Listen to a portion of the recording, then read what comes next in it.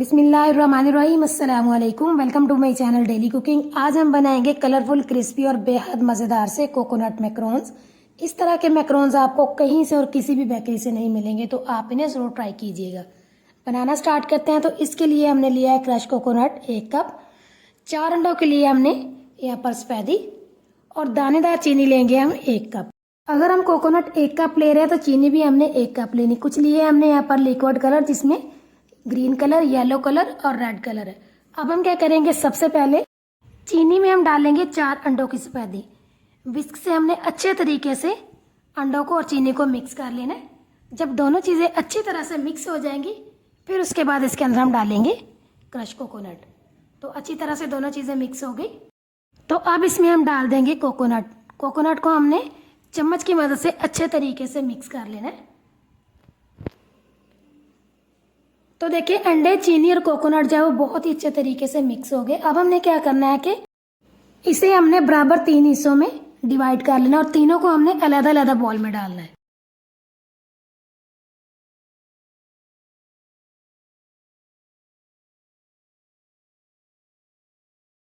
तो देखिए, यहाँ पर हमने कोकोनट को बराबर 3 हिस्सों में डिवाइड कर लिया। अब हमने क्या करना है कि सबसे पहले रेड वाला कलर लेंगे। तो रेड वाला कलर जो है, इसे हमने 2 से 3 ड्रॉप डालने, एकदम ज़्यादा नहीं डाल देना। अगर कम लगेगा तो फिर उसके बाद इसमें हम थोड़ा सा और शामिल करेंगे। और अगर आपके पास लिक्विड वाला नहीं तो आप इसकी जगह इसमें ड्राई वाला कलर भी डाल सकते हैं। इसमें कोई ऐसा मसला नहीं है। अच्छी तरह से मिक्स करेंगे। तो रेड वाला जो हमारा रेडी हो चुका। अब हम क्या करेंगे, इसे साइड पे करेंगे। तो अब इसके अंदर हम डालेंगे येलो वाला। तो येलो भी हमने उसी हिसाब से डालना जिस हिसाब से हमने रेड डाला। पहले कम डालेंगे, अगर हमें कम लगा तो फिर उसके बाद इसमें थोड़ा सा और शामिल करेंगे। अब अच्छी तरह से इसे भी हम मिक्स करेंगे। तो देखिए, आप देख सकते हैं कि ये कितने प्यारे प्यारे से कलर लग रहे हैं। तो येलो वाला भी हमारा रेडी हो चुका है। अब इसे हम साइड पे करेंगे और अब इसमें हम डालेंगे ग्रीन कलर। तो ग्रीन भी हमने उसी तरीके से डालना जिस तरीके से रेड और येलो को डाला।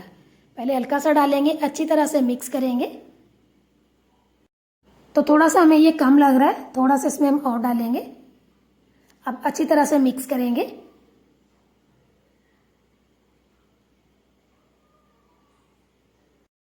तो देखिए, बहुत ही प्यारे प्यारे से तीनों कलर जो हमारे रेडी हो चुके। अब हम क्या करेंगे कि एक नॉनस्टिक पैन लेंगे। पैन जो है वो नॉनस्टिक होना चाहिए, दूसरे वाला नहीं होना चाहिए, क्योंकि इसके अंदर हमने अंडों की सफेदी डाली है तो वो फौरन से चिपकनी शुरू हो जाती है। तो इसे हमने नॉनस्टिक पैन में बनाना है।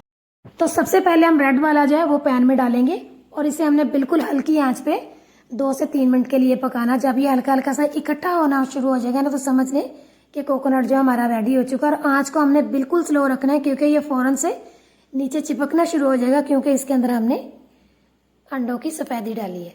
बस इस तरह से हमने आहिस्ता आहिस्ता से इसको मिक्स करते जाना और चम्मच को हमने चलाते जाना है, बिल्कुल रोकना नहीं है। तो देखिए, ये वाला जो हमारा रेडी हो चुका है, इसे हम साइड पे करेंगे।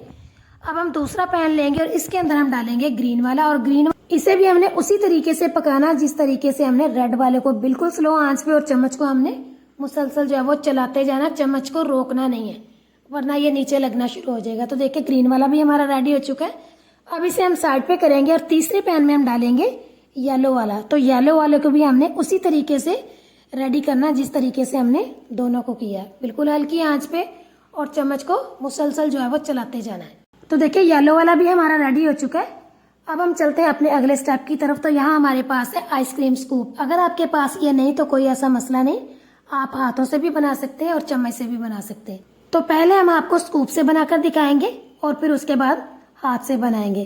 तो बेकिंग ट्रे में हमने थोड़ा सा ऑयल लगा के पहले जो है बटर पेपर अच्छी तरह से सेट कर लिया था। तो देखिए, ये वाले हमने स्कूप से बनाए हैं। अब हम बनाएंगे हाथ से। आप चाहे इन्हें हाथ से बनाए या स्कूप से बनाए, कोई भी ऐसा मसला नहीं, जिस तरह चाहे आप बना सकते हैं। तो देखिए, ये वाला जो हमने हाथ से बनाया और ये जो स्कूप से बनाया, इन दोनों में कोई इतना खास फर्क नहीं है। बस इसी तरह से हमने बनाते जाना और थोड़े थोड़े फासले पे रखते जाना है। तो जब सारे मैक्रोन्स हमारे रेडी हो जाएंगे ना, फिर इन्हें हम पतीले में बेक करेंगे। आप चाहें तो इन्हें ओवन में भी बेक कर सकते हैं, लेकिन हम इन्हें पतीले में बेक करेंगे। तो देखिए, यहाँ पर सारे मैक्रोन्स रेडी हो चुके हैं। तो पतीले को हमने 5 से 6 मिनट पहले दरमियानी आंच पे प्री हीट होने के लिए छोड़ दिया था। पतीला हमारा बिल्कुल फुल प्री हीट हो चुका है। तो चलिए, अब इसे हम पतीले में रखते हैं। तो मीडियम टू लो आंच पे इसे हमने 35 से 40 मिनट के लिए बेक करना है। 35 से 40 मिनट में मैक्रोन्स जो हमारे बिल्कुल रेडी हो जाएंगे। तो इसे हम पतीले में रखते हैं, ऊपर से कवर करते हैं 35 मिनट के लिए। तो चलिए मिलते हैं 35 मिनट के बाद। तो देखिए 35 मिनट हो चुके हैं। मैक्रोन्स जो हमारे बहुत ही ज़बरदस्त और कलरफुल और क्रिस्पी से बनकर रेडी हो चुके हैं। अब इन्हें हम डिश आउट करते हैं। तो देखिए आप देख सकते हैं कि ये देखने में कितने कलरफुल और मज़ेदार से लग रहे हैं। बेहद ये क्रिस्पी बने हैं। जब ये थोड़े से ठंडे होंगे ये और भी ज़्यादा क्रिस्पी हो जाएंगे। तो अब इन्हें हम डिश आउट करते हैं। तो आप देख सकते हैं कि ये नीचे से बिल्कुल भी नहीं जले और बने भी कितने क्रिस्पी हैं।